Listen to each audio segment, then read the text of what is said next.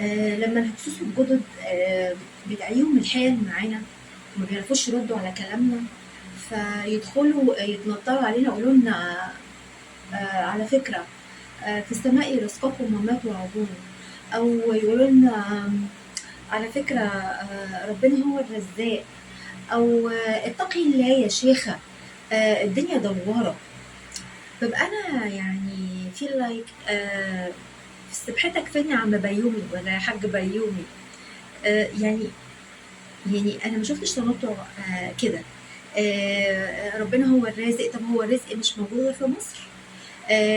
بلدكم بالنسبة للسوسيين يعني هي مش بلدكم رجعت وانتوا عمالين تكتبوا على حاجة على كل حاجة مش عارفة ايه السام ولا الشا ولا الآ ولا مش عارفة ايه من زمسق ولا زمسق وتسموا الحاجات بأسماء ليها علاقة ببلدكم اللي اتخربت أو اللي انتوا خربتوها.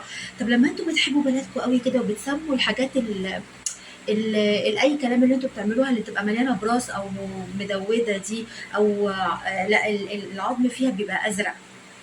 لما انتوا بتحبوا بلدكم قوي كده ما بدل ما تسموا الحاجه باسم بلدكم، طب ما ترجعوا بلدكم واللي هي بلدكم بس بالكلام فقط.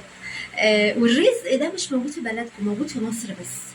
الرزق ده مش موجود في موزمبيق، مدغرشقة، ألاسكا، أمريكا مثلا. يعني أنا مثلا إيه ممكن أروح أمريكا، ممكن أروح أوروبا.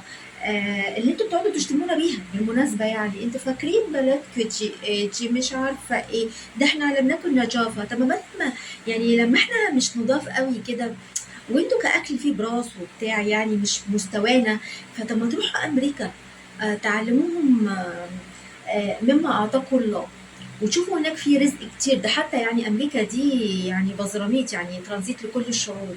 فروحوا كده وشوفوا وجربوا بدل ما انتوا قاعدين مرضييننا في بلدنا. آه ولا ايه؟